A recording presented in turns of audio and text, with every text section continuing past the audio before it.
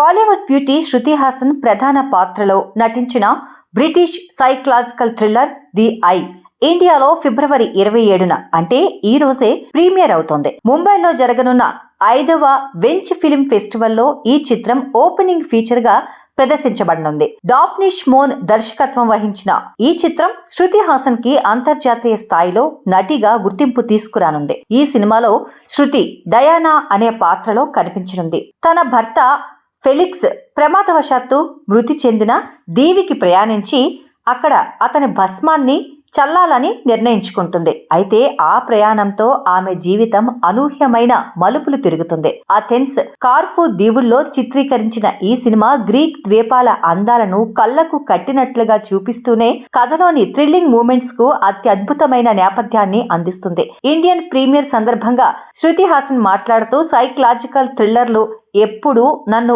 ఆకర్షించే genre. The ఐలో నటించడం నాకు ఒక కొత్త అనుభూతిని ఇచ్చింది అని చెప్పింది. దర్శకురాలు డాఫ్నిష్ మోన్ మాట్లాడుతూ ది ఐ చిత్రాన్ని నా కుటుంబ సభ్యుల ఊరైన కార్ఫు దీవికి అంకితం చేశాను. అంతేకాకుండా దుఃఖం గురించి మానసిక భావోద్వేగాలను అధ్యయనం చేసే కథ ఇది అని వివరించారు. ఈ చిత్రంపై ఇండియన్ ప్రేక్షకుల ఆసక్తి నెలకొనగా ముంబైలో జరగనున్న ప్రీమియర్ తర్వాత సినిమా విడుదల తేదీపై అంచనాలు పెరుగుతున్నాయి.